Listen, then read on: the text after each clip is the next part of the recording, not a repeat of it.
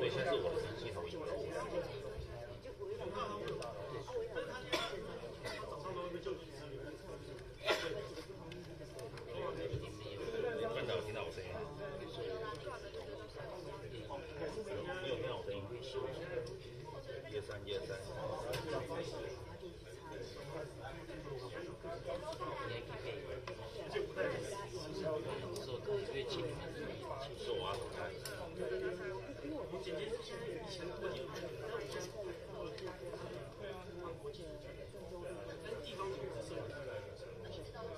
暂时牺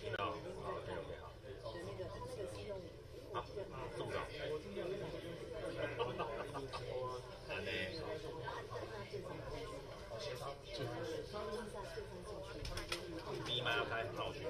下，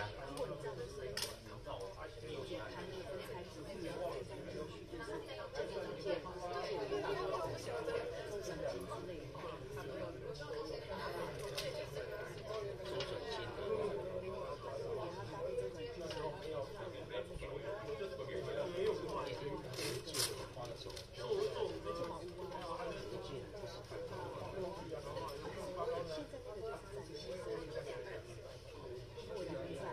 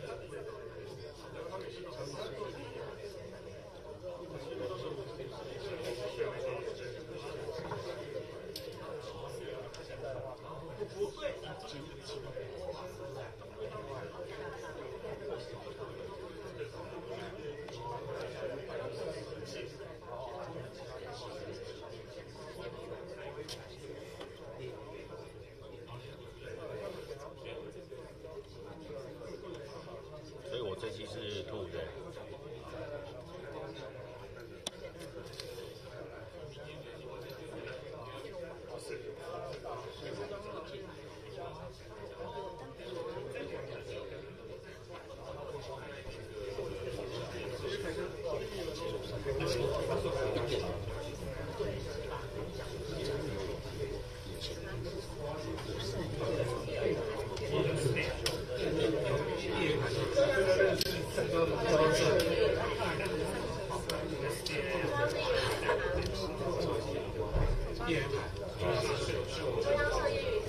那你那期嘞？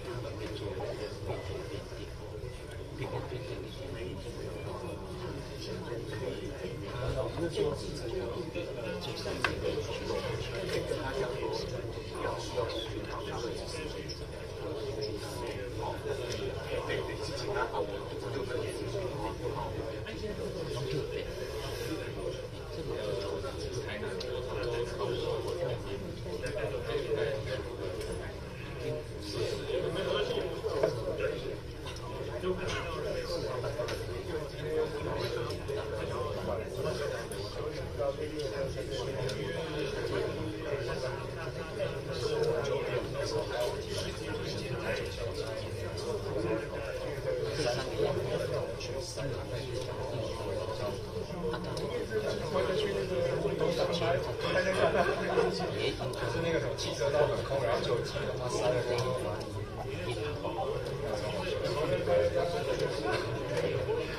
我在那路已经，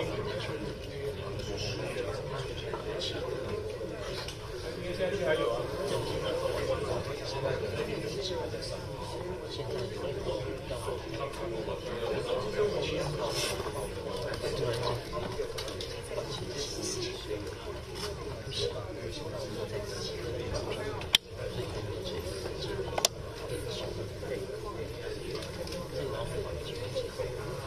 你认识啊？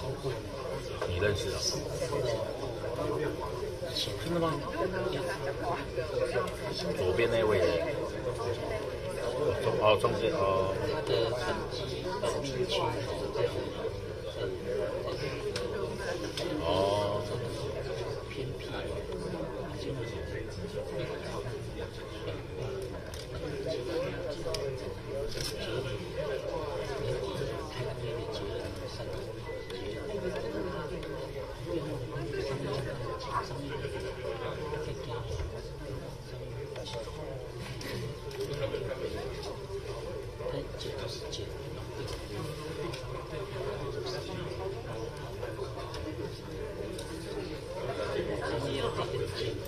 所以这结束你要回公司，就这样。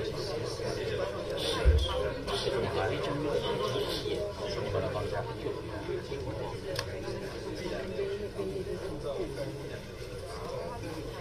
那一种一般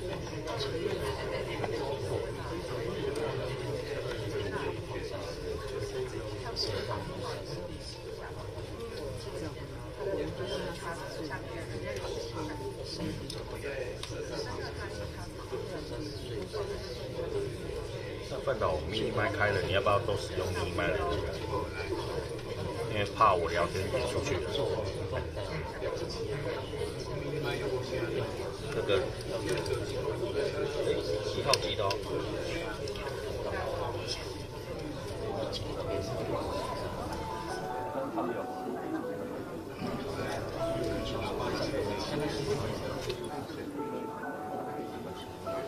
很小声。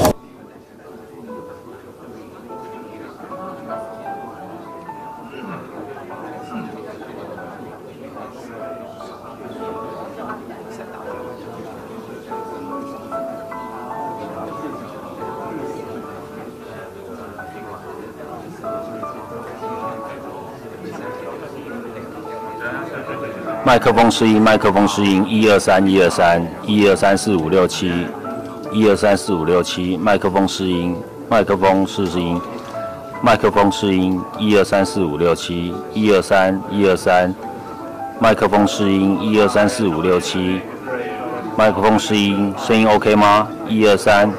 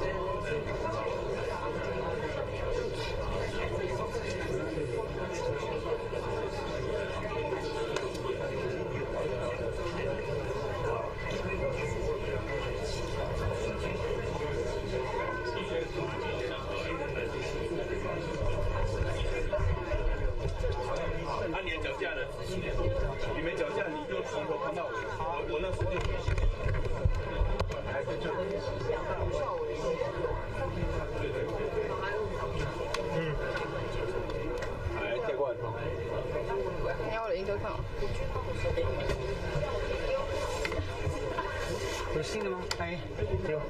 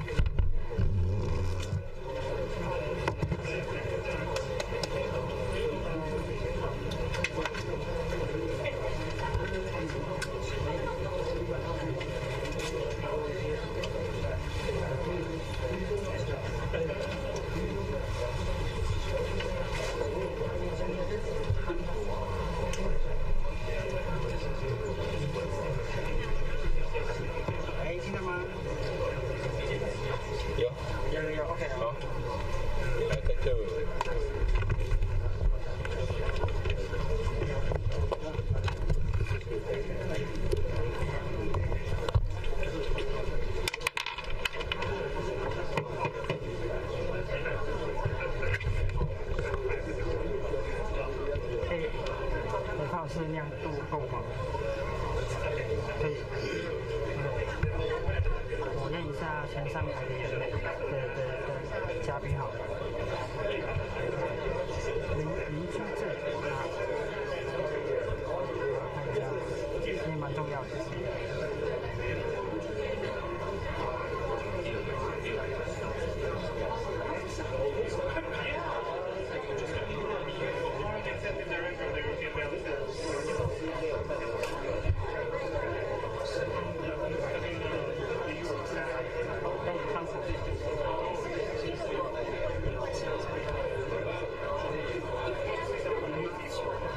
每一次吻，我是可以啊。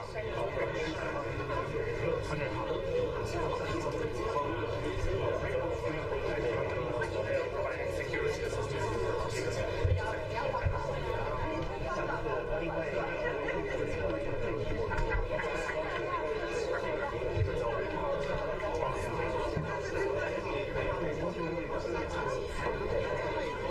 大姑在这里。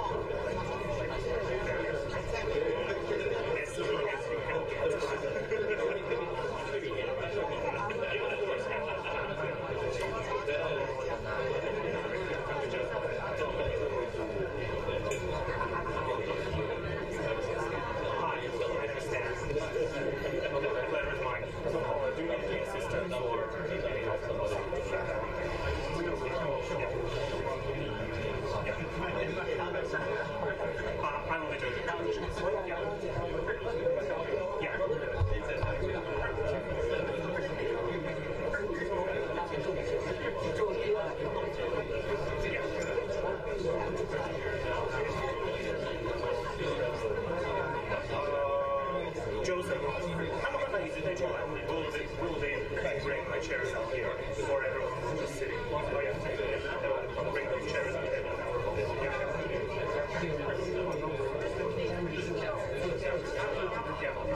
So 8 chairs. 所以总共8名，7个，7 chairs. 然后旁边有一直站着。Okay, so 7 chairs.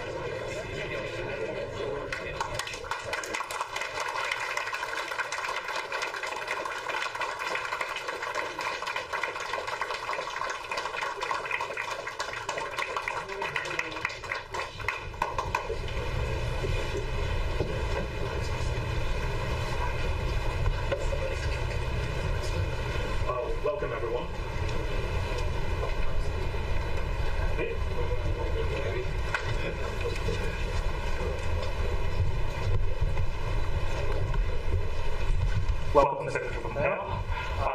Happy New Year, everyone. Happy New Year. Welcome to today's forum, which is related to us struggling for the permanent peace.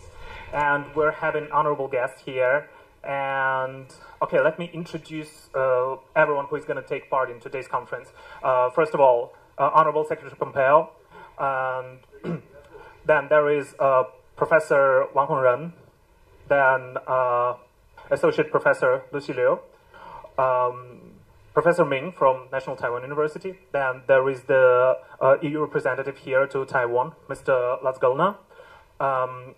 Jakub Janda from the European Value Center, then Chairman of the Formosan Republican Association, Dr. Lin Yuming, Miles Yu from Hudson Institute, and legislator Chen Guanting. Welcome, everyone. And to kick it off, to start, I want to welcome Dr. Lin Yuming from the Formosan Republican Association to deliver us a short speech.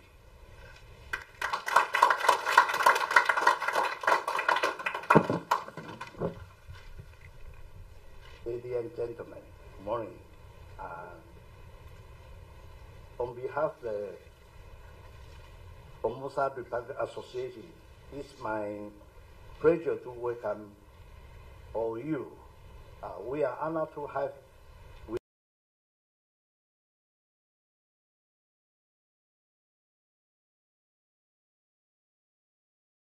us to deliver important keynote speech. It's my special privilege to introduce Mike Pompeo. He's a distinguished and respected leader, diplomat, and statesman. He served as the 70th U.S. Secretary of the State from the 2018 to 2021, playing a pivotal role in promoting American foreign policy and strengthening international partnership. Prior to his tenure as the U.S. Secretary of State, he served as the Director of Central Intelligence Agency, where he deeply committed to safeguarding global security. As you know, Michael Pompeo, he graduated first in his class from the prestigious U.S. Military Academy at the West Point. He also earned in the law degree from the Harvard University.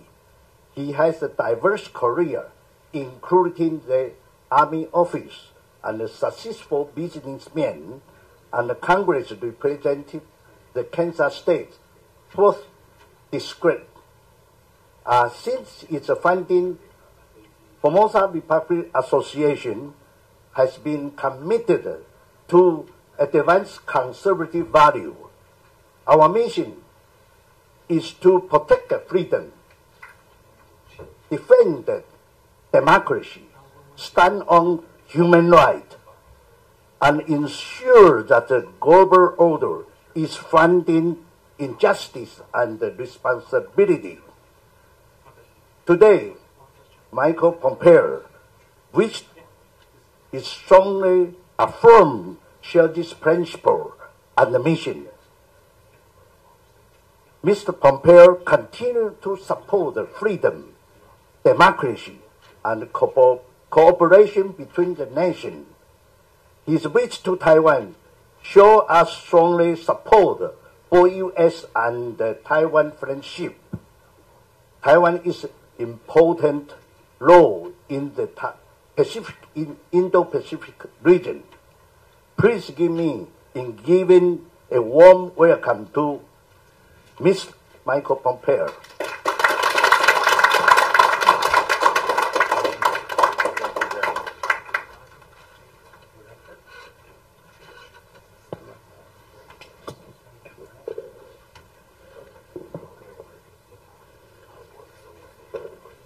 Can you all hear me in the back? Good? Now maybe it's going to have to be closer. Maybe I'll have to hold it. Yep. Good morning. Thank you all for being with me. Yes. I'm glad to be here with you. I live not far from Washington, D.C. now. They're about to get 20 centimeters of snow. We'll shut the city down for a year or 6 months. My home state of Kansas is going to get twice that much snow, 40 centimeters. It'll be back up tomorrow. Knows how to deal with difficult weather. Happy New Year and many blessings to you for 2025. It is lovely to be back here in this new year at the start of the year where fresh beginnings are always on our mind. How it is we can continue to build on the things we have done together. And I want to especially thank you, the Formosa Republican organization, for hosting me here today, to give me this incredible opportunity to speak to you, the folks in this room, and this distinguished set of panelists to be part of, but also to the people of Taiwan, and about the prayer that I have for the people of Taiwan, that as we talk about shared commitments, that the United States can and must and will continue to do its part alongside the people of Taiwan, and frankly the people of the Pacific, including those here in East Asia. It's an absolute imperative. 4 years ago, I made my first trip here to Taiwan. I was a recently former Secretary of State. I'm still the former Secretary of State, just a civilian. But I was deeply moved by the hospitality. I couldn't come here when I was a secretary. And one day, an American Secretary of State will come to this place. Perhaps, Lord willing, it'll be Secretary Rubio, who I know shares my view and love and understands the importance of this shared relationship as well. I think in short order he'll be confirmed, and he will be on mission working on this very thing. And I know we'll talk about that some today. I spoke last time I was with you, now just a few months back, I think my third or fourth trip here, about the amazing work that's done here, the technology that's here. I came here for President Lai's swearing in after the election. And I want to talk about the set of values that underlays this shared mission, because I think that drives. When I sometimes hear Taiwanese people question whether the United States will be there when it matters most, there's a political response, but importantly there is a moral response. There is a response that stems from our shared value set. My former boss won a pretty resounding election now, 2 months ago. He will be certified today in a few hours and then sworn in less than 2 weeks. We had developed what we believed was a pretty effective model for deterrence against adversaries who wanted to undermine the set of rules and value sets that the people of Taiwan and the people of the United States hold dear. A very different set of values than those that sit in mainland China, inside of the Chinese Communist Party. I actually think that the Chinese people mostly hold those values, but that it is their leadership that has desperately failed them and has driven them towards a model of authoritarianism and indecency, and does not serve them well, and creates risks of war, risks of economic harm to all of us, people here in Taiwan and to the United States. Succeeding in continuing to build this model out will not solely rest at the feet of President Trump and his team. It will be shared with Taiwan. You will be crucial in this effort. Free nations, especially those in this area, in the Indo-Pacific, must send an unambiguous message to Beijing that you are free, that Taiwan is free, that Taiwan is independent, and it's going to stay that way. Nothing's going to change it. It is an imperative that we speak with that clarity. I've spoken to this multiple times. That's one of the reasons I remain sanctioned by the Chinese Communist Party. I could not have landed in Beijing. Your airport was lovely here in Taipei. Xi Jinping will not determine the future of Asia or of Taiwan. You will. We will. Together. We'll do it alongside Japan. They'll share that.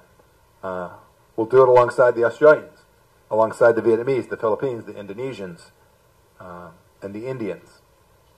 This region shares a set of democratic values. We have different cultures. Our histories are different, but the central understanding of respect for basic human decency and for property rights and the rule of law is something that we all hold dearly and we share. And that if we stand together and work together on this common mission set, we can deliver. We can get that very deterrence.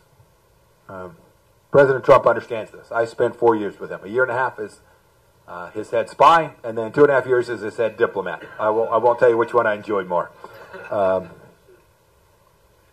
You have every reason to believe in America's continued resolve to deliver on this. I can't imagine America's commitment wavering. We'll have fights. We'll argue about things. We'll have different views. This is what nations do. This is what business people do. This is not uncommon. And we should fight hard. You should fight hard. You should advocate for your interests, and you should do that with a smile and decency. I pray that we'll do the same.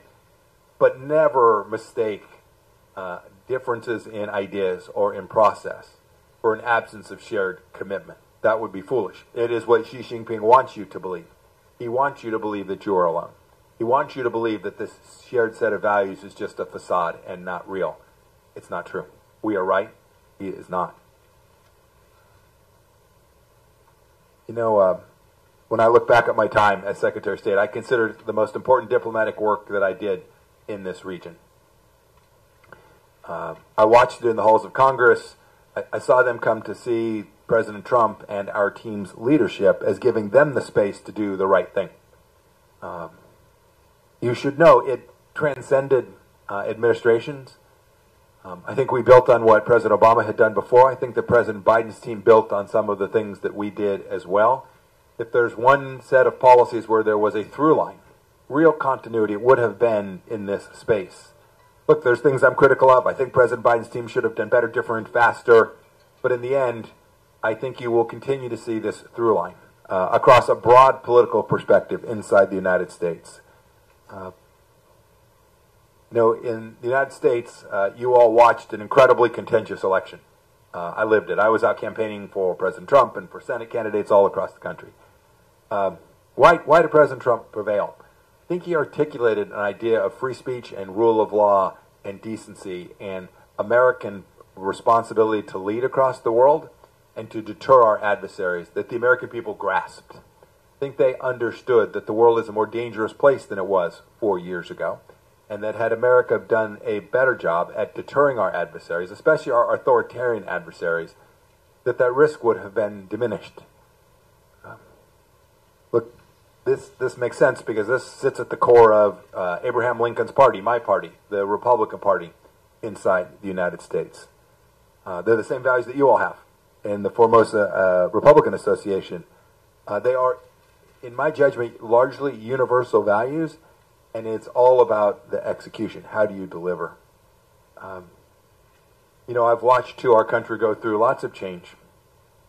This modernization, in the same way that Taiwan is going through a massive modernization, the whole world is. By the way, you all are driving it. Some of the technologies, innovation, creativity, manufacturing capabilities, commercial processes are being driven by this relatively small place. You way out punch your weight. That matters to the United States. It is an imperative for us to have good friends and partners that can do that. And I think what you all do here incredibly well, and I hope we continue to, is to balance that modernization against the traditions that we all hold dear, the places from which our values are derived. If we in the United States walk away from our traditions, our founding ideas, we'll be unmoored, and we will not have a center, and it will come unwound. And the Chinese Communist Party spends a great deal of its time and energy, its united front, its efforts to unwind that understanding. They want the next generation of Americans not to appreciate the traditions and the decency of the United States of America, our founding ideas that are drafted into our Constitution, the way we govern. They're trying to do the same thing here, right? They want to tell a wolf tale. They want to tell, that's an American euphemism for like a lie, right? They want to tell this storyline about reunification. We all know, you all have lived it, you've experienced it, your parents have experienced it, your aunts and uncles and ancestors have experienced it. There's no more reunification of Taiwan with China than a man in the moon. This is an effort to destroy the sovereignty of this place, the uniqueness and independence of this place. And so as you nurture your proud and distinct cultural heritage while embracing that change, all the change that the world has, I hope the world will learn from your success at doing that. I personally am counting on you to continue this. You know, I watch too, you have a pretty robust, contentious political process here too. I get, you've got conservatives, you've got liberals, they got them all. We have the same thing. Let's not fear that. Let's understand that is our strength. Those of us who have one set of views about how things ought to roll ought to fight really hard for them, vigorously. In the political space, when I say fight, I'm speaking about a political process. I'm talking about a democratic set of processes. I pray that the democracies of the world can do that, and that we don't devolve into ways to fight for our ideas that are not decent, are not consistent with our traditions. There is a real risk, and whether it's the Russians or the Iranians or the Chinese governments, or the North Koreans, or the Venezuelans. By the way, now I think I've listed them all. I'm pretty close. They want us to go a different path. They don't want us to defend those ideas that we hold most strongly. They want us to question them. And when we fight, they want us to fight in the streets. And they want to show pictures and sow chaos inside of our countries. Do not let that happen. This would be a fundamental mistake. I remember a great story. The New York Times wrote a story one day that said, Mike Pompeo, worst Secretary of State ever. My son called me and said, hey, Dad, there was a Secretary of State who lasted only 11 days. Surely you're better than him. like you can't be the worst. So we called ourselves like team number 2. We were the second worst. The president called me. It would have been in January now, 8 years ago. In January, 4 years ago, excuse me, January of 2021. And he'd read a headline from the Washington Post that said, Mike Pompeo, President Trump's most loyal cabinet member. And so he called and said, did you see the Washington Post? They said you were my most loyal cabinet member. And I said, Mr. President, they did not mean that as a compliment. And he said, no, you're right. Click, hung up.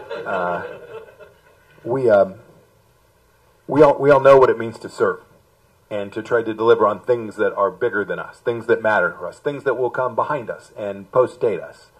Some of the work that I did as Secretary of State didn't last very long.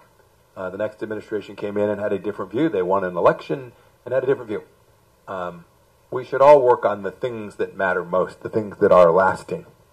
When I watch what takes place here, I watch your amazing technologists, your amazing engineers. I watch the decency of hardworking people in every line of work, from generating the electricity that runs all of this place to the people that deliver food and services across the country. And I don't know them well, but I know who they are, because I know they reflect the same kind of people in the place that I call home, in Kansas. People who want to raise their families, to take care of them, to live their lives, to practice their faith, whatever that faith may be, to be left alone by their government whenever possible, and to be able to pass on to their children and their family something that is better, in the same way that their parents passed on to them even greater and bigger opportunities. Your people engaged in a vigorous election not too long ago. So did we. It was, if any of you traveled to the United States during that time, I apologize. Watching TV was brutal. Go watch the advertisements. These are important political processes. The fact that every side was able to say their piece and make their arguments to the American people matters, because the basis upon which this next government, President Trump, our new House, our new Senate, the basis on which they will gain their true authority, their true power, is the fact that they competed to make arguments, not to fight, not to throw stones, but to make arguments about the trajectory for our nation. This is what you do here in Taiwan as well. And I tell that long story because it gets to the very thing that's here, this idea of a shared commitment across the value set. You live it. People of different faiths live alongside each other. You coexist. I contrast this with what happens on the other side of the strait, where a government denies the capacity for people to practice any faith, to demands of the people that they worship their government, and that they not ask too many questions. There is no debate. There is simply a model that says that the government top down will drive things, and you, the free-willed people who possess the inherent dignity that God provides to them, you are nothing. You are simply vassals, tools of the state. We can't let that become normative in the rest of the world, and we certainly can't let that become what takes place in this special place as well. I wanted to highlight that, and I'll end here, and we'll have a good conversation, because these aspects of Taiwan's governments and society matter. They matter for the shared commitment between the United States and Taiwan. You all have the responsibility to lead. You have the responsibility to act in a positive and transforming way. You can fundamentally transform what happens inside of China. I'm convinced of that. and not the other way around. Every successful election, every positive diplomatic engagement, every gathering of organizations like this one, they're proof to the people who live inside the Chinese tyranny that their future need not be dominated by this authoritarian regime, the Chinese Communist Party, that another path exists. You demonstrate how rich and how wonderful life can be for people here in this region. I pray, too, that you'll keep up with technology, that you'll keep building stuff that matters to the United States and to the world. Every success that you achieve in this regard is proof that the Chinese people can thrive in a model that is capitalist, free, innovative, risk-taking, all of the things that don't exist inside of the Chinese Communist Party. And finally, I hope you too will lead and help other nations in the region come to accept their responsibilities as well, whether that is South Korea and Japan. You all provide enormous bulwark to this very effort. Deepen those strategic relationships. Work on them. I get it. It's hard. I know the histories, not as well as some of you, but I know these histories. We can break them. We can move past them. We can honor them. We can honor those traditions. But the ambiguity that has existed about this place for an awfully long time creates risk. I think it misleads the international community, and it increases aggression in the region. I have said that the era of strategic ambiguity ought to be over, that it is time to acknowledge just the facts on the ground. One of the things I was most proud of, and that I think President Trump will do again, is to accept the world as it is, and the facts as they are, and achieve better outcomes, not from some ideal or fantasy, but based on the reality. Well, the reality of this place, as it is governed by a free and independent government, elected by the people of this place. And we should collectively, Taiwan and the United States, seize this moment. We can collectively lead the free world. And when we do, for you and for us, there will be that very bright future that each of us prays for those who come behind us. Thanks for the chance to be with you all this morning. I look forward very much to our conversation. Bless you and thank you.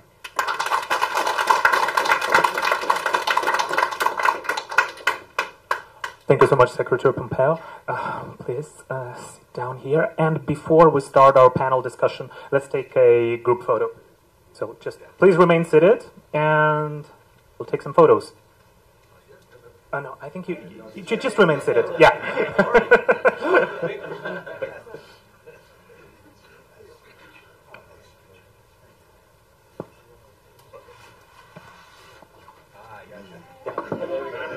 What about her?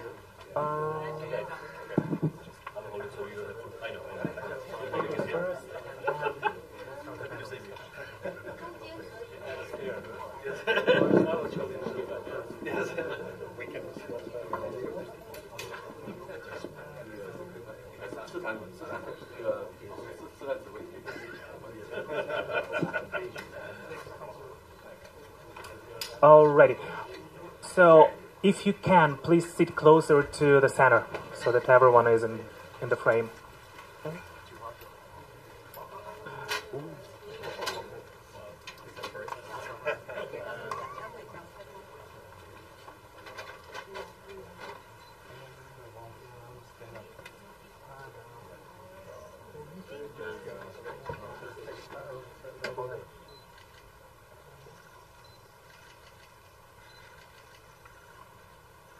Smile, everyone.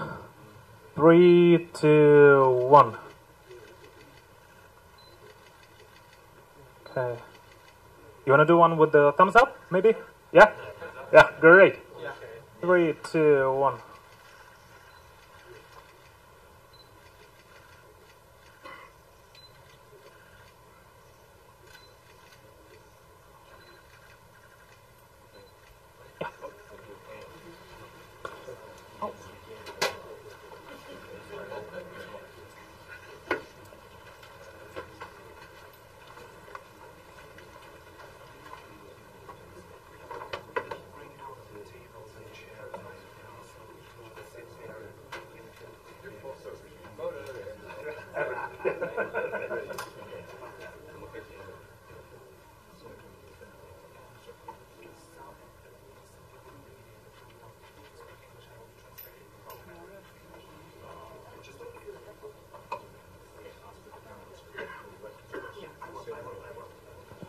When we start our panel discussion, first we'll start with the panelists. There will be like half-hour panel discussion, and to each and every one of the panelists, please be concise and just go directly to your question. One question, then Secretary Pompeo answers, and then there will be some time for the media and for the audience to ask questions, also around half hour.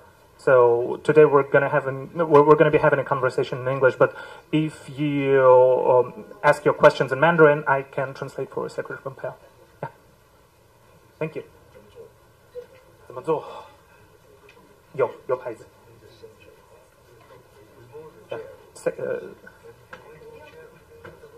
Cheers， 还没有 cheer， cheer 还没有做，椅子还没有做。他们有椅子啊，他们有椅子啊，他们会拿出来。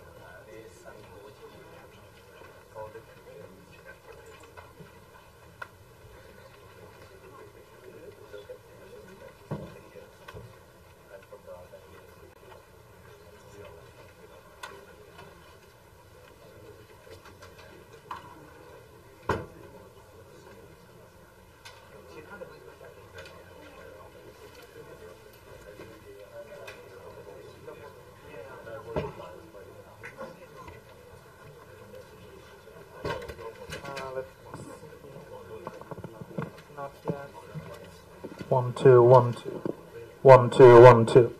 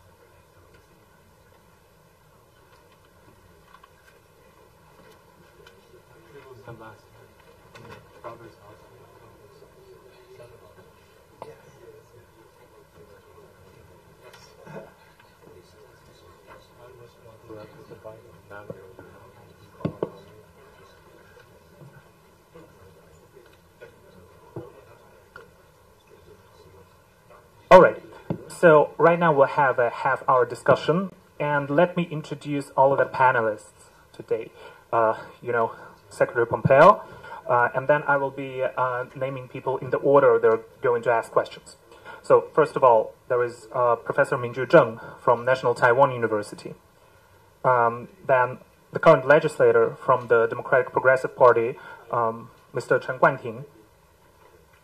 Then the executive director of the National Policy Foundation, Dr. Wang Hongren.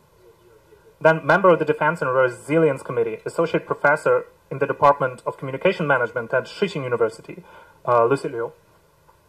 And executive director of the European Valley Center for Security Policy, Jakub Janda. And my name is Stanisław Katkowski. I'm a journalist and a human rights researcher here in Taiwan. So let's begin our conversation. Start with Professor Ming. One question, just be concise and straight to the point, and then Secretary Pompeo will answer. Thank you. Okay. How much time do I have? Try to be concise. Let me do my best. It is my great honor to be here. Upon receiving the invitation from the FRA, and I was saying to myself, given Secretary Pompeo's expertise and experience, I can easily come up with 500,000 questions, if not 1 million. But he asked me to be concise, so I'll start with the first one. Will Trump really give up Ukraine? As I see it, it's like he's prodding the Europeans to work a little harder to help the Ukrainians. So I think he's rearranging his strategic priority, and that's my view. So he's trying to let go of Ukraine for a while, but refocus attention to mainland China, to communist China. And that's my take of it. I would like to solicit your view on it, on the question. That's the first one. Well, look, history unfolds in ways that are always surprising. But the best evidence of how President Trump will address the issues in Europe today, including the conflict between Russia and Ukraine, is to go look how we handled it for his previous 4 years. And in the previous 4 years, we were able to deter Vladimir Putin. Right? So President Putin took a fifth of Ukraine when President Obama was in office. He didn't take an inch of Ukraine when President Trump was in office. And not long after President Trump left, he went to war with Ukraine again. And so I suspect we will return to a model that has a much more strengthened deterrence model. Your question of will he, I forget what you said, will he allow Ukraine to fall?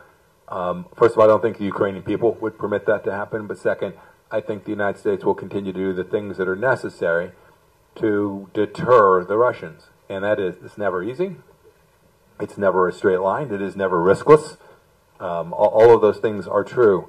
But President Trump's time on stage, I think, commanded a place for U.S. leadership in Europe, which did two things, I think, to your second point, which convinced the Europeans to be more serious about their own security and their defense, to not just about spending money, but all the things that go into that, all the resilience, all the work that needs to be done to convince the bad guys that you're not a patsy, that you, right, to lose deterrence. He convinced the Europeans to become more serious about that after 25 or 30 years of complacency.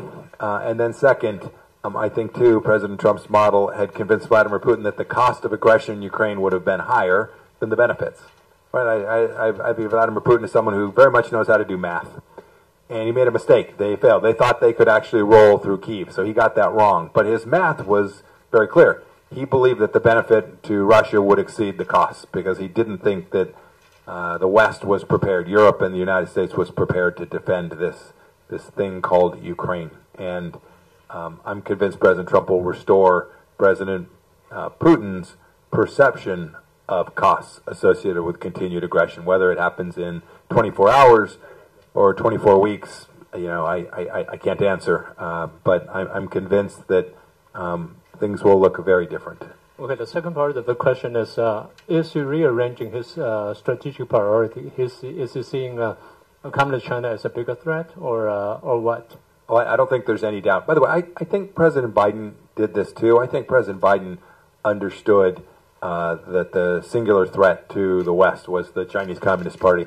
I don't credit President Biden with having done enough to have actually executed against that, but no, President Trump will certainly do that. We shouldn't forget President Biden also got bogged down in a conflict in the Middle East over the last now year and 4 months because of a failed model of deterrence again. And so a lot of resources from the senior teams inside the U.S. government have had to spend the last 16 months trying to help get hostages back, try to take down the risks to the Gulf Arab states there. And so I think that did cause them to take some of their focus off of this region in ways that weren't helpful. So the follow-up question is, how does Mr. Trump, how does President Trump look at Communist China? As a contender or as an enemy, just like what Reagan saw the former Soviet Union? My question is, supposedly my question is he really determined to end communism in some way? As you know I'd go back to one of the most important things that was said in the Trump administration in our national security strategy. For the first time, we referred to them as an adversary. Mm-hmm. Right? This language mattered. It was hard fought. A bunch of us were in there arguing for even stronger language. But we made clear that this was something that posed a substantive risk to the United States in real time. Not 25 years from now, not 5 years from now, but in real time pose a substantive risk. And I'm near certain that the next Trump administration will have a similar model. I know most of the senior folks who are going to be part of the team, and they would share that view as well. There are complex questions about how to achieve that. We battled them too. Much like Taiwan, we had a significant piece of our economy tied directly to activity inside of China, and so you have economic considerations that bear on this as well. But in terms of mindset and how the president will approach it, he's determined to get them to stop killing Americans with fentanyl. He is determined to build a strong American military deterrent, and those are focused fundamentally on the risk from Xi Jinping and his Chinese Communist Party. Okay, for the first one, my last question would be, how does President Trump would look at the effect of COVID-19? Because it started in Communist China, and then they concealed the truth from the world, and you suffered a lot from that, and in a way that it stole his presidency. So how does he look at it? Yeah. Would he take any revenge on it? I don't know the answer to that question. I mean, he was mocked for calling it the Wuhan virus. I was mocked for saying that it came from the lab in Wuhan in March of 2020, when in fact I knew that it had. And now I think most of the world agrees that that's the case. Not everyone, but most folks. And your point is very well taken. They had a virus escape from their laboratory, and instead of doing the right thing and saying, we have a problem, let's all collectively go try to address this and mitigate the risk, they concealed it. They threw journalists in jail, they had doctors disappear, and the end result was millions of people dead and massive impact that is still reverberating throughout the global economy. I'm confident the president is mindful of that. I don't think that will be the driving force behind his policy with respect to how he's thinking about confronting the challenge from the Chinese Communist Party. Thank you so much. I think it's going to ask you half a million questions, but I think I'll stop here. Thank you, Secretary. Thank you, Secretary Pompeo. Thank you, Professor Ming. And the next question will be from Chen Guanting, the legislator. You can have my microphone. I can give you mine. From the Democratic Progressive Party. Thank you. Secretary Pompeo, in 2021, you lifted all self-imposed restrictions on official U.S.-Taiwan interactions, marking a significant breakthrough in the U.S.-Taiwan relations. Thank you very much for that. Acts like the Taiwan Travel Act have further enhanced bilateral exchanges. However, the challenges remain regarding renaming Taiwan's office in the United States. So do you foresee the possibility of advancing policies such as renaming Taipei Economic and Cultural Representative Office to the Taiwan Representative Office? What impact? Yeah. Now you're trying to get me in trouble. Exactly. Yes. Look, we did make progress towards the end. By the way, we were too late. The Trump administration, this was near the end of our time, in the final year of President Trump's time in office, to make these changes. There were big fights inside the State Department about what was appropriate, what was useful, what was constructive, and in the end I concluded this is silly. We should just get this right. We should recognize the reality. Miles, who's with me here today, was alongside me making the same arguments, and we ultimately did that. We didn't get all the way. We didn't recognize it in the same way we recognize others. It's still referred to as Tech Row. I hope they'll get there. I hope they will conclude that they should just fundamentally recognize that Taiwan is this separate thing, and when one does that, one ought to treat it as that thing, right? It's almost pedantic. It's almost fifth gradish, but one way to think about it is: do you truly believe that Taiwan is this separate entity, governed, free, separate from? And if you do, one ought to recognize its right to have a relationship that is the equivalent of all the other diplomatic relationships inside the United States. And we tried to get a long ways. We made real progress. There's still more work to do. I hope they, I hope this administration does, and I hope the one, whoever it is, Democrat or Republican, continues to build on that. Thank you, Secretary Pompeo. Another question, and that will be my last question, is regarding the TikToks. TikTok has over 120 million users in the United States, and ByteDance could potentially be compelled to share some data with the Chinese government. So my question is, do you see as the primary challenges TikTok will face in the United States moving forward? How can the President Trump's administration balance need for free flow, information flow, with the imperatives to safeguard national security? Yeah, it's actually not that hard. First of all, we have a big date, January 19th. There is a law, statute, requiring Chinese divestment from ownership in that entity. We'll see what the courts do. We'll see what the Biden administration does. They'll still be in charge on January 19th till noon the next day. So it'll be fascinating. I don't have a prediction. You all can watch it unfold alongside me. But step back for a moment, if you will. The United States has, for decades, had a set of rules about foreign ownership of American media. No foreign country, no foreign enterprise can own a broadcast station. You can't own a media outlet. You can't own an American network. And somehow, with the advent of social media, we forgot the core rule, which is that it cannot be the case that adversarial nations have the capacity to control media outlets inside of your country. That's the rule that we should adopt. I think, frankly, every country ought to adopt that rule to protect themselves. TikTok is just an example. It's not, everyone focuses on TikTok, and I get it. It is problematic in its own way. But what TikTok itself is just a bunch of code, right? Just an algorithm. The challenge is that you have the Chinese Communist Party feeding misinformation to American kids. And that is dangerous for any country to allow an adversary to do that. So we ought to prevent that. We know how to do it. Technology is there. Now it's just a matter of political will. You don't have to take TikTok away from the kids. I think there's a better use for their time. They should go outside and play and push each other to the ground, whatever it is kids do, or maybe study the Bible. I don't know. I can think of 1,000 things.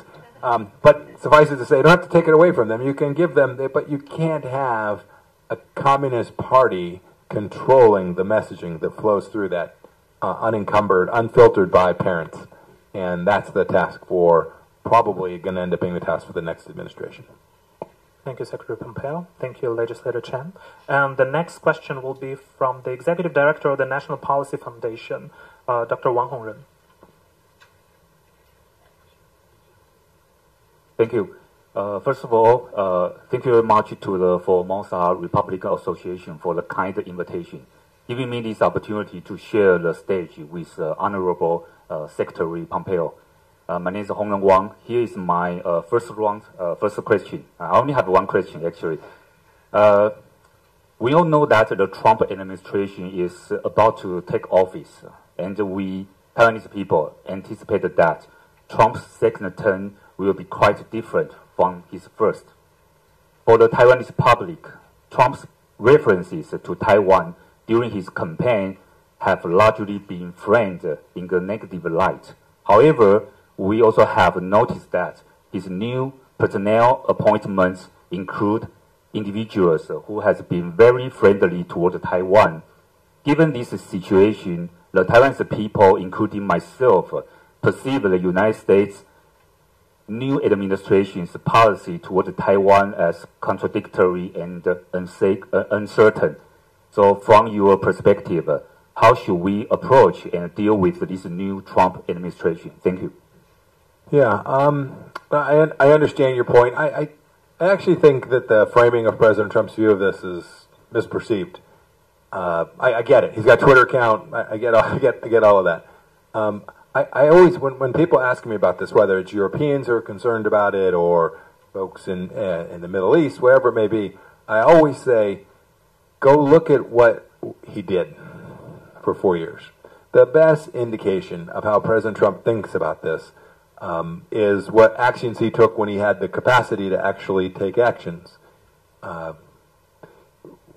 Whether it was what we did with the embassy or with your diplomats or the work that we did in the Indo-Pacific, beginning what the Biden administration continued to build out in the Quad and with AUKUS, whether it was the work that we did in the Pacific Islands, we understood the threat to the region from the singular, actually two, count North Korea. I kind of think of them as one, with North Korea being a vassal state of the Chinese Communist Party. But suffice to say, we were trying to reduce nuclear risk. That's the conversations with Chairman Kim that I had. And second, to make clear to the Chinese Communist Party that the days of them being treated differently in the international community than any other nations treated are over. And that they were going to have to begin to behave the same way others did. That's one of the reasons we left the Paris Climate Accords, just as an example. Right? People think of that as a environmental statement. It was actually a statement that said, are you kidding me? Does anybody think the Chinese Communist Party is going to comply with the Paris Climate Accords? Anybody? Go ahead, put your hand up. Right? They're building coal-fired power plants at a rate that is staggering. And yet we were going to restrain ourselves. We were going to destroy the American economy and allow the Chinese economy to continue to grow. This is foolish. And I think what you'll see is President Trump have as his core driving principle the idea of reciprocity. What does that mean? That means if we have a set of rules at the World Trade Organization, so do they. If we have a set of restrictions that apply to us in a certain agreement, well, so must they. And when they don't, we're not going to play. That's what I think you will see. So, for example, today a Chinese company would like to buy farmland near Fort Riley, Kansas, an important American military base. They can do it. Imagine a U.S. company trying to buy land near a Chinese military facility. It seems unlikely to me. I'm laughing. You should laugh. Like, it's not happening, right? Reciprocity. If they won't permit us to do it, fine. You can't do it. We're not going to play patsy. We're not going to play fool. We're not going to allow them to operate under a different set of rules. Today, an American diplomat serving in Beijing wants to travel to meet with a business leader or go to a ceremony or an event. They must file a report, ask for permission, have a minder come, probably from the MSS, the Chinese Intelligence Service, travel alongside of them, very restricted in what they can say, right? Today, when a Chinese diplomat wants to go see the CEO of an American company, what do? They get in their embassy vehicle and they drive and go see them. Okay. That's just dumb. And so I am hopeful that President Trump will drive, and I could come up with, I gave you 6 examples or 4, I could come up with 50, there are probably 500, where the central thesis has to be, we are no longer going to permit you to subsidize and dump drugs into our country.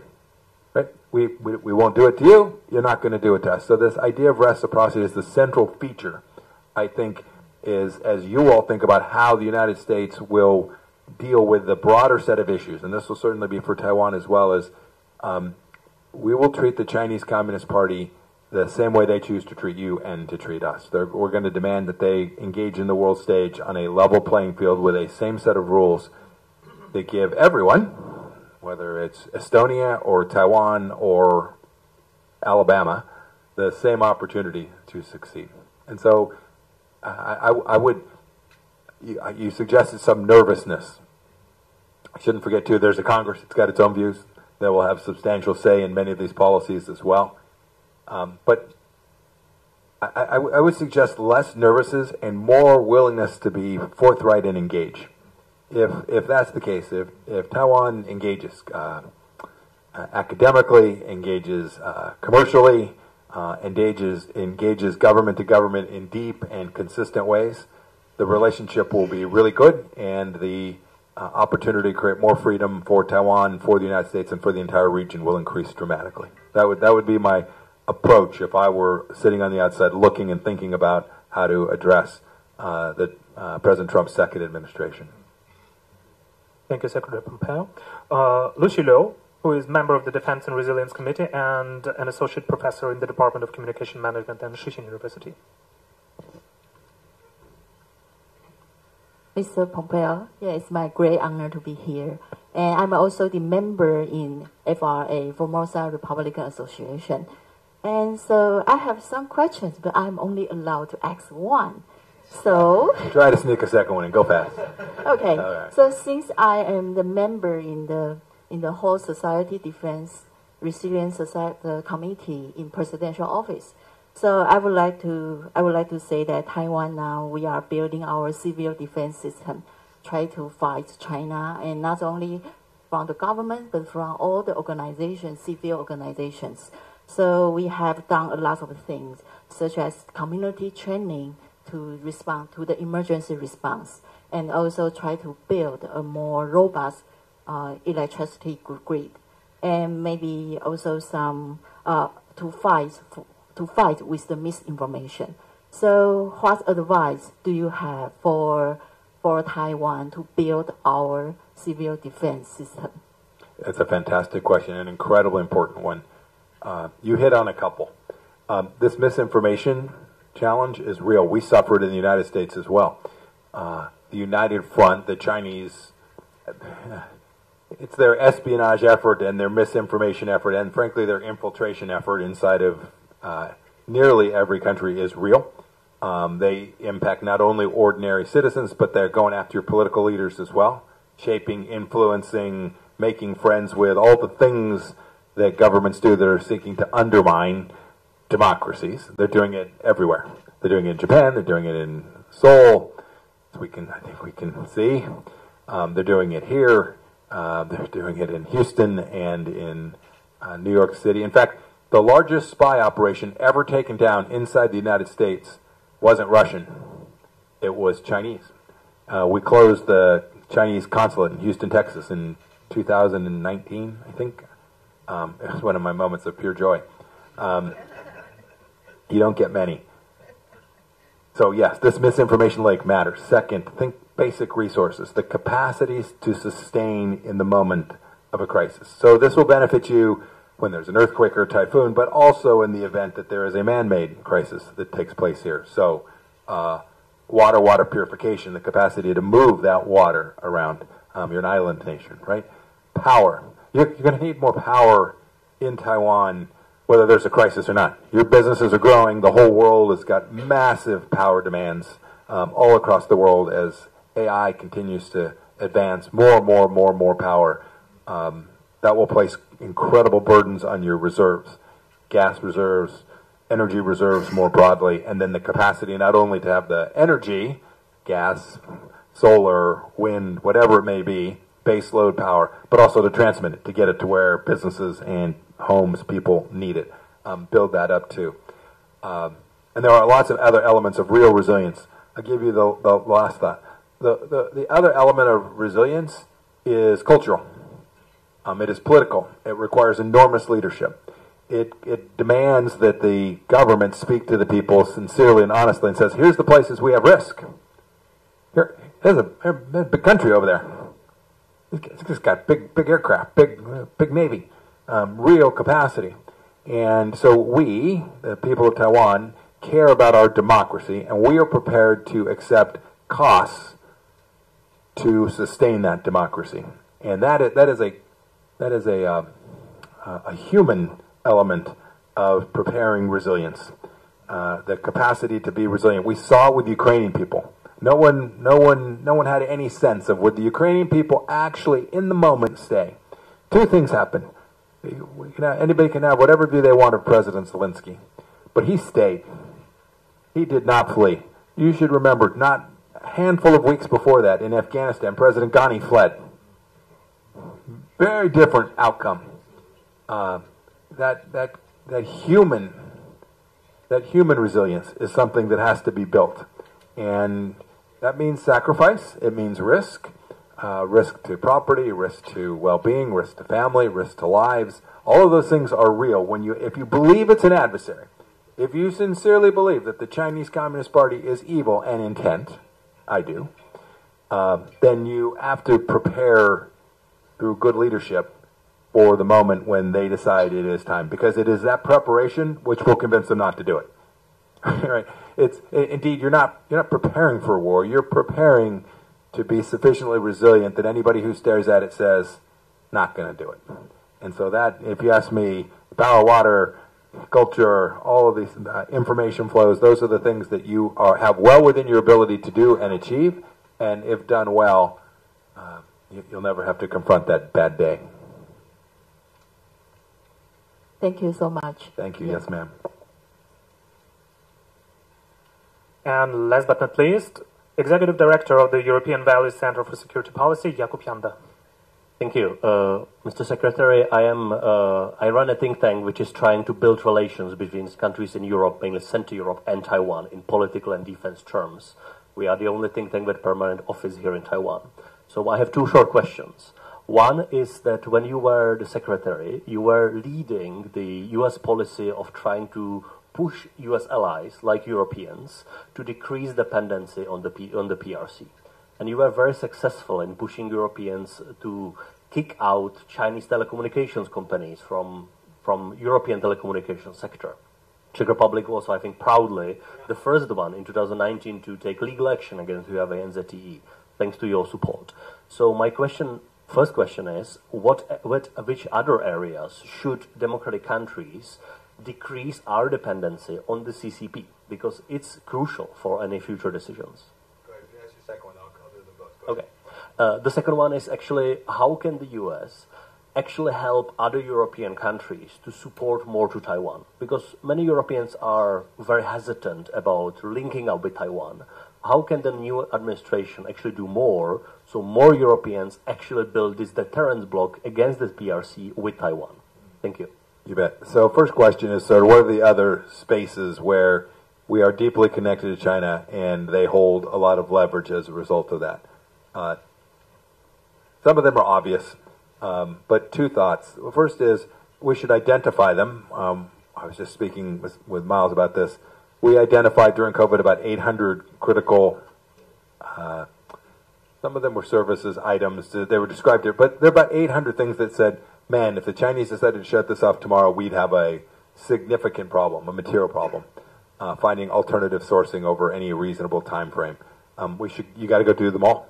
And this will take a long time. We didn't become as connected to China overnight. You won't get out of it overnight. But I must say, in the, what are we now, 6 years on, something like that, 5.5, 6 years on, since COVID, I've actually seen businesses doing this. Sometimes at the guidance of government in the way that we did with Huawei and ZTE, but often just because they got smarter and understood risk, business risk, political risk associated with their business. That is, simply executing their fiduciary duties as leaders and directors. They could see we certainly can't have sole source items that come from China. We have to have secondary options. We have to have alternatives to that. Not everyone. Products made for China in China, they're all still there. I get that. But I think first of things like telecommunications, things that are truly strategic. I think of components that go into defense systems. Those are the places we ought to move fastest, hardest, and sometimes require governmental spending to facilitate that. That is, there was a reason this was all sitting inside the Chinese Communist Party, right? It was cheap. And so there's an economic component to that as well. The second thing I think every government should consider is we should never forget how dependent China is on us, all of us. So while it feels sometimes like, gosh, they have us, they have a lot of leverage on us, Xi Jinping is deeply aware how much he depends on all of us, including Taiwan. Right? So and we should remind him of that. And importantly, we should remind the Chinese people how their lives would change were he to take some action that drove a real break.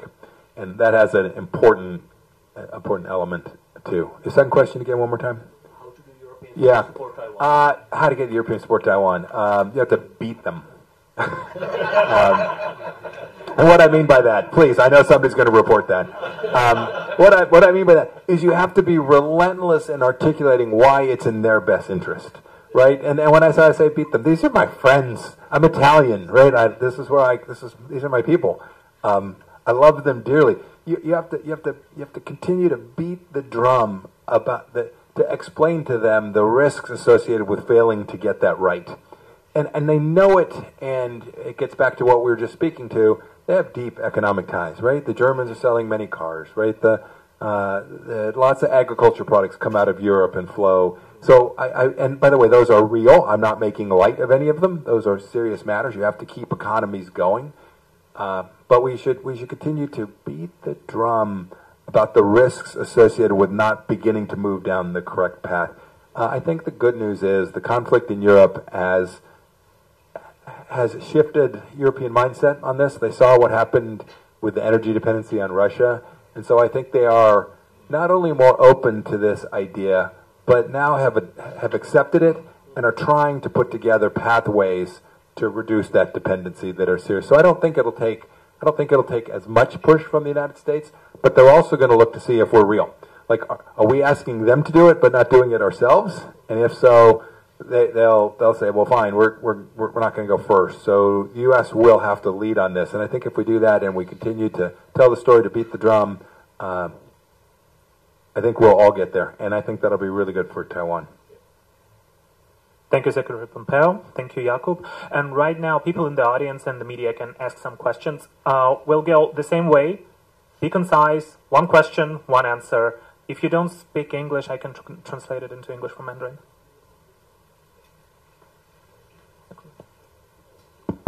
Zhong Ziyu from Taiwan Good Association. I'm also a consultant of FRA. My question for you is echo to your speech. You mentioned that China is using United Front tactics, exploiting democratic vulnerabilities to sabotage, infiltrate, and erode the cohesion of democratic society.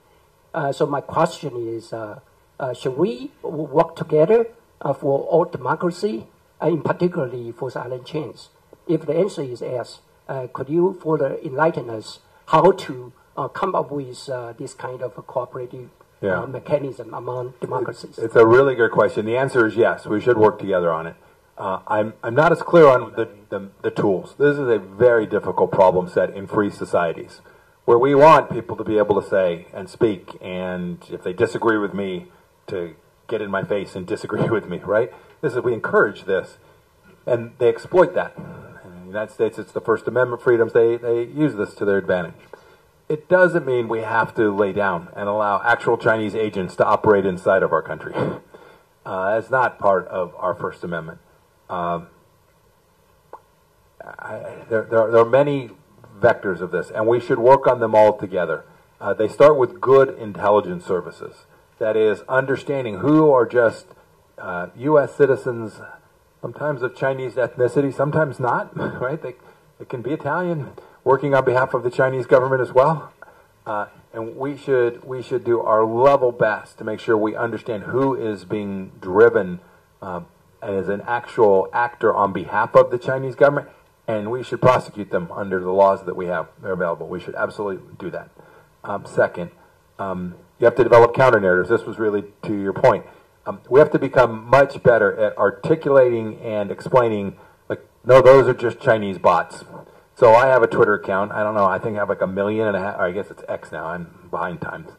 I think I have 1.5 million people who follow me. I'll bet half of them are bots. I hope they're all real people. But if you see the comments, the Chinese are working hard against Mike Pompeo, trying to take down. And by this would be true for many Americans, right? They want to take down our narratives. Every time they will respond to this speech that I gave today and the comments that I gave.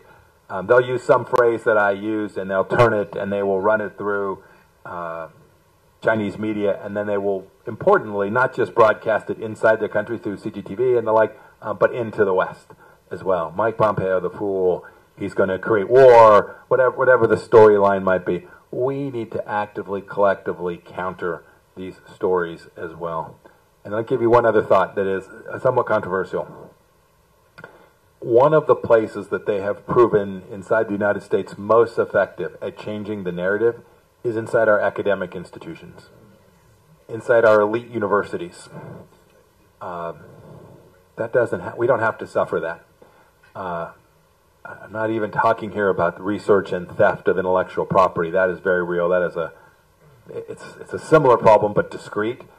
But the narrative that the Chinese Communist Party uses on our campuses to impact 18, 19, 20-year-old American kids, and frankly kids studying in the United States from all across the world, is very real. And we ought to, I think, fully inside of American law and American tradition and ideas, we can push back against what they're doing in our universities today in ways that matters. And it starts with the university leadership recognizing that we have a problem. And I hope we'll get that part right.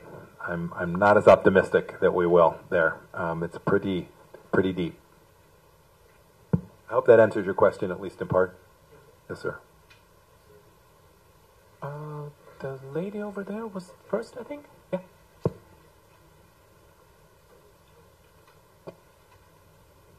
谢谢，我想用中文提问。And she'll be asking question in Mandarin. 美国总统当选人川普邀请中国国家主席习近平参加他的就职典礼。那从这件事情出发，你将如何看待川普上任后的美中往来？这点将如何影响美台关系以及两岸局势？此外，您4年前在尼克森图书馆发表的一场演说，对中国表达了非常强硬的立场。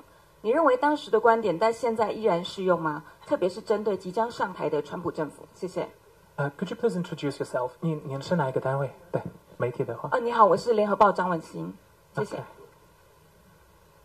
Okay, this is the journalist from the United News, 联合报. And the question is that President-elect Trump last time said that that there is a possibility of him inviting Chairman Xi of China to take part in the inauguration ceremony. And what is your perception of this, and how will this impact the U.S., Taiwan, and the U.S.-China relationships? And there is the second question, is that some time ago you delivered a speech, when you were the Secretary of the State, you delivered a speech at the Nixon's Library, and it was very, you have pointed out like many issues that the Chinese Communist Party and Chinese government have. Do you still have the same position as you used to at that time, especially when President Trump is going to become the next president? You bet. I'd have to go back, and I remember that day. It was very hot, in the middle of COVID. I'm pretty confident that the things I said that day I stand by. I'd have to go read it jot and tittle, but I'd be surprised if any of my views have changed materially about the imperative to recognize the risk to the West as broadly defined, people who respect human dignity and property rights and the rule of law. And that we had to confront it. That was the core of that speech that day. President Trump's, with the ability to go revisit exactly what I said, I think I stand behind all of it. Your question about President Trump inviting Xi Jinping, I think, actually gets to the question you asked a little bit earlier. Like, people see that and they're like, huh? And remember, this is a president who directed his then CIA director to go to Pyongyang and meet with Chairman Kim. This wasn't because of a failure to understand that Chairman Kim has destroyed the lives of 25 million North Koreans and rules autocratically, and had frankly, a few weeks before I took my first trip, had killed an American, Otto Warmbier, who had died as a result of his captivity in North Korea. This isn't a president who doesn't get that, who doesn't understand it. It is a president who thinks if we as senior leaders can engage and be clear about our expectations, the risk of war, nuclear war, kinetic fights, cyber conflict, the risk can be diminished.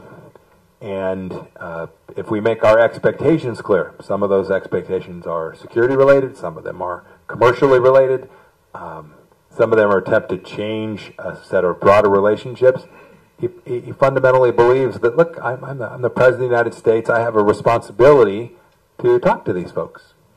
And doesn't mean that I'm enamored by them, doesn't mean that I share their value set in any material way. It just means I'm going to have that conversation. I think the invitation to Xi Jinping was very much the same. I think he would have loved to have Xi Jinping go watch the peaceful transition of power in the United States of America. But think about that. Think about Xi Jinping at this inauguration. It would have been just crazy. It would have been lovely. Right? There he is watching people, many of whom did not vote for Donald Trump.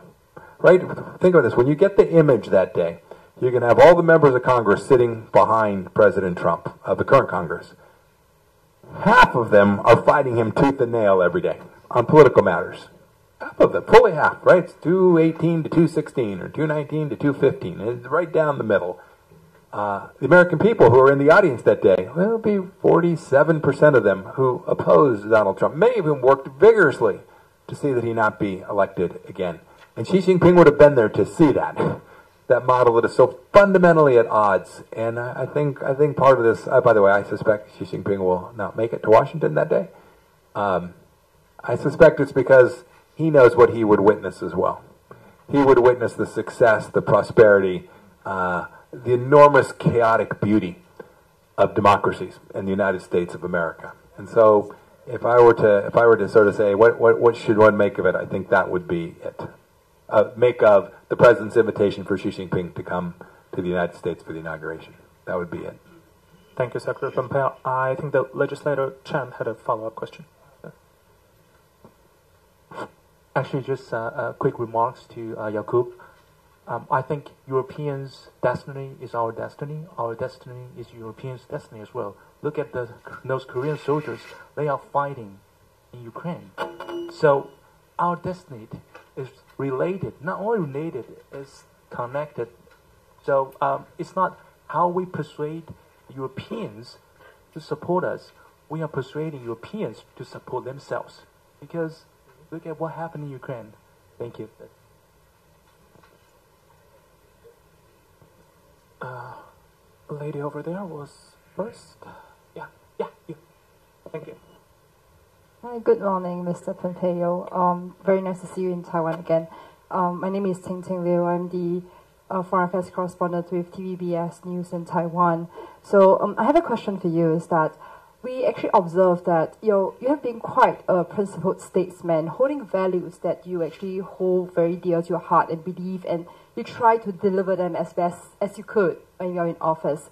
But I'm just curious, as someone who have worked so closely with Trump, in his first term, and as we are approaching Trump 2.0, I'm just curious, where we are also welcoming a very Taiwan-friendly Marco Rubio into office, and also just wondering how confident are you that Trump will allow Rubio to form foreign policies freely on his free will, as to what extent, especially on Taiwan, especially on cross-straits, and not forgetting that there's also Elon Musk in office.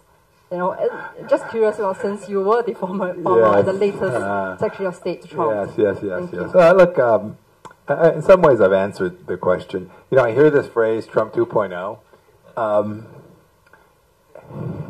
Very unlikely that President Trump's going to change much. And by the way, I'm an old man now too. The chance of Mike Pompeo changing much is pretty low.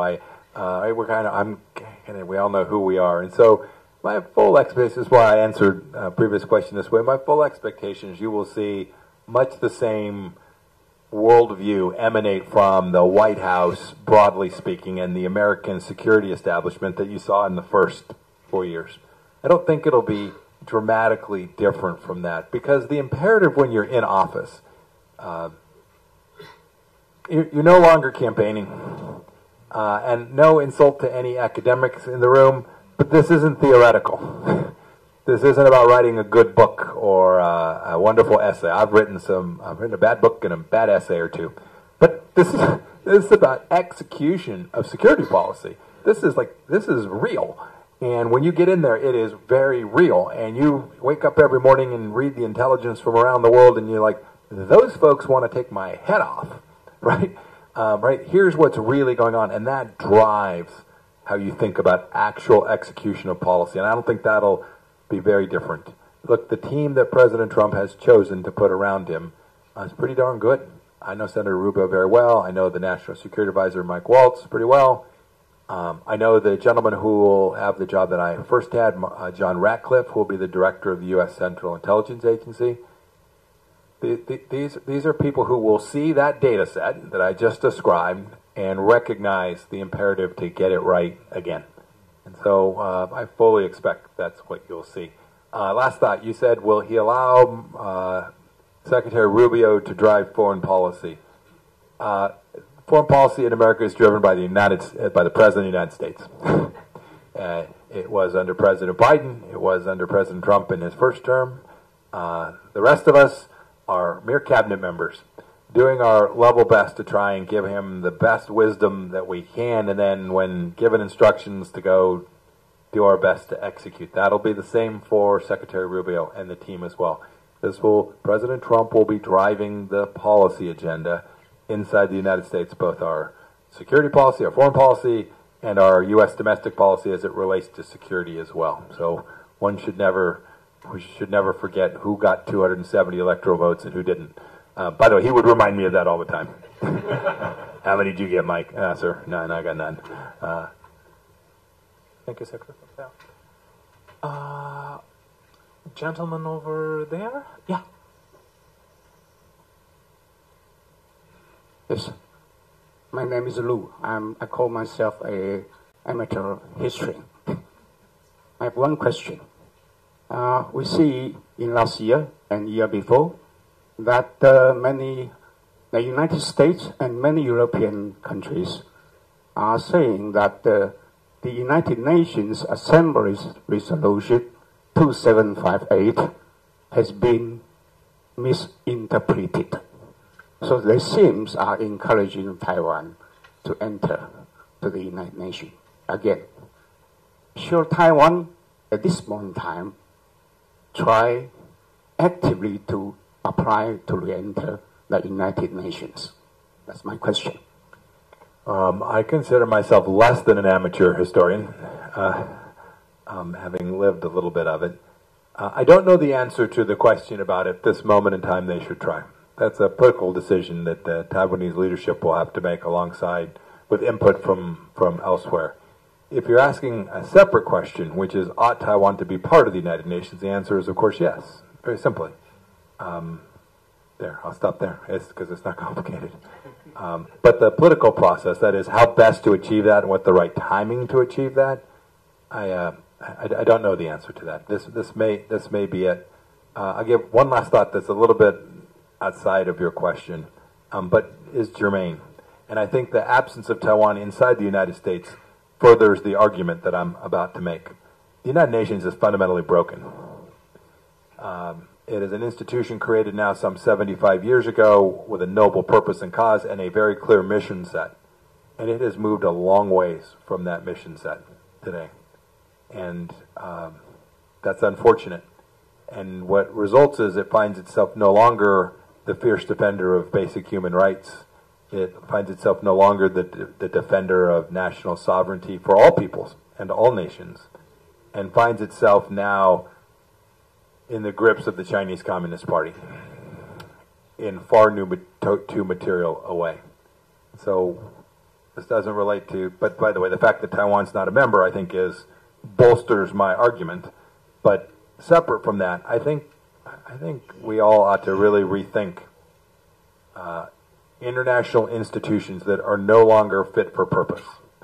That after decades and decades, when they may well have been important and decent and central to global peace and security, if they've moved away from their mission and are no longer delivering that, we ought to rethink what a different model might look like. And then that gentleman over there. Yes, I'm Sampu, and I'm both a commentator and also a lawyer, a Taiwanese and a diaspora Hong Konger as well. Question 1. Is there a prospect to free Jimmy Lai and other political prisoners in Hong Kong? I would say that Trump has mentioned in the radio program well before the election, saying that he has 100% confidence in freeing Jimmy Lai. What would you see to this prospect, and also how could it be done, especially when Mike Pence will be visiting Hong Kong in the next few days? So would there be a prospect? And question 2, the most beautiful word in dictionary, as mentioned by Trump, is tariff.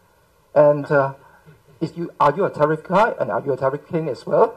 And also, do you think that what should Taiwan do in terms of facing Trump's policy or U.S.-Taiwan tariff? And also, what should Taiwan do to counteract against the kind of washing and laundering of the country of origin issues that China goods sent to Taiwan and to the States? Sure. What should Taiwan do? Yeah, that's 3 questions, 3 big questions, but all important. I had the incredible privilege to meet Jimmy Lai in my office when I was a Secretary of State. I want to be a little careful about the things I say today, other than he's wrongly detained. He was a man who just wanted to speak in a way that Hong Kongers had been permitted to do for an awfully long time. I'm speaking a little more slowly here because one of the things that breaks my heart the most about my time as Secretary of State was our failure to extend the freedom for the people of Hong Kong. I don't know that in the end we had the capacity to completely thwart it. Maybe we could have. But I actually think it was possible for the United Kingdom and others to have done more to extend it and create more freedom than we did. And the end result is we not only have Jimmy Lai, but others who are being prosecuted under this new Chinese national security law, and it's tragic. I saw the reporting that former Vice President Pence, a dear friend, is headed to Hong Kong. I look forward to seeing the remarks that he makes. Tariffs. Yes, President Trump refers to himself as tariff man. I didn't make it up. He did. I don't share his love for tariffs broadly. That's pretty diplomatic. And when I say that, I understand their utility, and we should definitely, all of us, we should use tariffs where it makes sense for our country and for the world. We shouldn't be afraid of them, but we should be deeply aware of the second and third order implications that flow from a broad-based tariff system. Will it work? Will it achieve the end objectives? You place a tariff for a purpose. I want to correct a trade imbalance. I want to punish a country for flowing fentanyl into the United States. You can imagine a host of reasons one might impose economic tariff or a sanction. They're kind of flip sides of the same activity. But you impose economic costs on your adversary to convince them to change their behavior. Right? That's your objective. And so I'm all for tariffs where the end goal is to actually achieve that. And so one ought to be sufficiently targeted. They ought to be put in place with a clear condition for their removal. That is, when the following changes and comes in accord with what it is I hope that country will do with respect to the United States, we're going to remove it. And we actually did that a handful of times in the Trump administration. We placed economic sanctions on countries, convinced them to change their behavior. And they did, and then we reverted back to the situation ex ante. That's what I would hope President Trump will do and how he'll use tariffs. He does think about trade balance. Taiwan has a trade surplus with the United States that is not insignificant. And so you all should think about that as you engage with the United States moving forward, and with the new administration, you should think about what are the tools you can do to continue to deliver good outcomes for Taiwan. Always, you should put Taiwan first, just as President Trump puts America first. But see what things there are that might be done to address what President Trump views as a real challenge for the United States. Does that answer the second part of it? Yeah.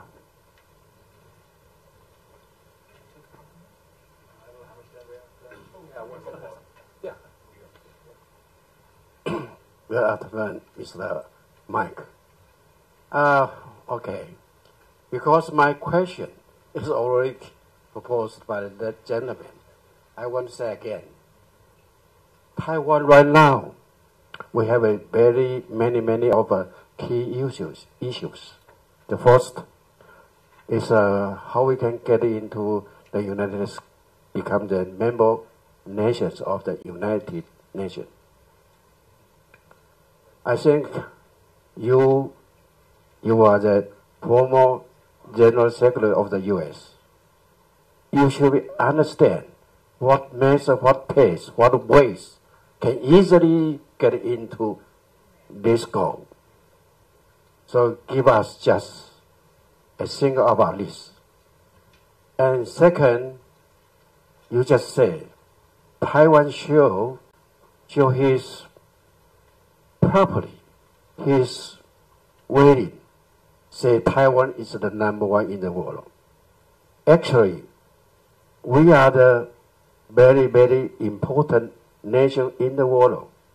I want, at this opportunity, I want to introduce myself, because now I'm producing a television program called Linking 368 Taiwan. I'm tapping 368 township of Taiwan, one township, one program, into by English version, will broadcast into the world. My waiting is just ask. I hope the nation, the all worldwide of the people understand, know Taiwan. So now we are already tapping this program 26. There are 368 programs will be produced in the future. I need 6.5 years. So this kind of waiting, we just waiting to tell in the all over the world, people understand Taiwan is very special, very stronger, and very contribute for the democracy of the world. Thank you. Thanks. I'm not sure I know exactly. You asked about the UN. I don't know the solution. You said I should know. I probably should, but I don't know the solution. It's one of the challenges that, right, there are processes there are rules for the General Assembly and the introduction of membership. If you look at the staff at the United Nations today, the Chinese have a huge number of people working inside the organization. It's a little bit down in the weeds, but they really shape the agenda there and impact how other nations think about Taiwan. And, if you're a small African country or a small country in the Middle East or someplace, the pressure on you to conform, or at least not to step out of line and create waves, is enormous. And so, America should step up its diplomatic efforts in that regard, but I don't have a easy, quick fix. I do want to get back to something that was asked before and I didn't address, which I think is, by the way, your point about Taiwan being important and unique and special, I completely agree. It is a linchpin for the American economy. That is not lost on American leaders, I can assure you. Maybe not every American appreciates and understands it, but American leaders understand the centrality of what it is happens in this very special place. And to protect and preserve its democracy matters to us, selfishly, for the United States of America, wholly apart from ideas of basic human rights and freedom. It matters for the United States. The previous question asked about what could Taiwan do to stop, I'll call it laundering, tariff laundering. That's kind of an Italian term. I'm a mafia guy, right? So, got to figure out how to move the money. It's essentially what it is. It's a laundering operation, right? How do you make stuff there and avoid paying the taxes or the bills? The United States has a lot of work to do there.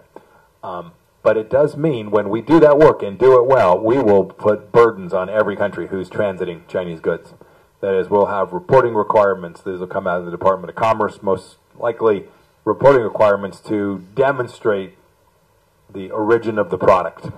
And there'll be times when it's very difficult to do. And by the way, what is a product? What are the pieces? I've been down this rabbit hole a few times.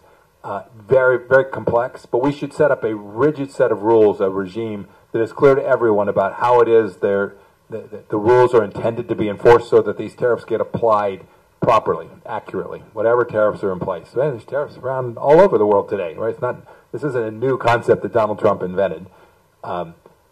Your point about the Chinese will go to great ends to move this product through someplace. In the United States case, it's most often Mexico. By dollar volume, that's the biggest location for them to sort of move goods. But it happens in Malaysia, Indonesia, here, Singapore, lots of places as well. We ought to just tell every country, here's the rules for American imports. Here's what you need to demonstrate that it is actually an import from your country, an export from your country imported into ours. Thank you so much. Thank you, everyone. This was the final question. We're out of time already. Thank you, Secretary Pompeo. Thank you for coming. Thank you all very much. Bless you. Have a great day. Hope you'll have more opportunities to visit Taiwan often. God bless Taiwan and God bless the United States. Thank you. And for the final remarks, I want to ask Dr. Li Yiming, Chairman of the Formosan Republican Association. Thank you. Thank you, Mr. Pompeo, for your inspiring and insightful speech. And really, we appreciate you make a special trip to come here. And we are all listen from you, but we don't know how to do. Yeah, but I try to take your point. You speak out you support the Taiwan independent country, but make our hope, encourage our to provocative to be a sovereign country in the future. That's what we are made for. And you come here to let us to inspire our Lomu in the long time, because our country has divided two parties. Another party is proposed to the communist country. And the native Taiwanese, we are stand for the independent country, for the freedom, like United States. And we are stand for the human rights and democracy. And so now I'm getting old now. I'm 81. I just forgot what I'm trying to say. Yeah. But once more, thank you for your share your experience with us, and you are the distinguished statesman and a politician, and most important, you are the human being, and that's we respect you. And once again, for your being with us, and thank you all the panelists and the people attended this meeting. But let us continue to work together in the brighter future. Have a wonderful day. Yeah.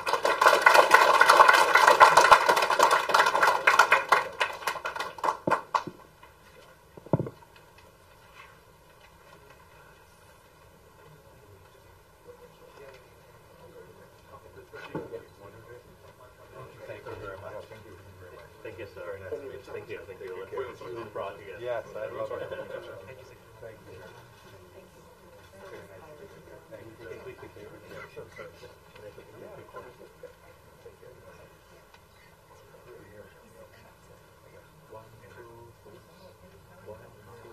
Okay, we gotta go. Thank you. Thank you. See you tomorrow. See you tomorrow. See you tomorrow. Thank you. Next door.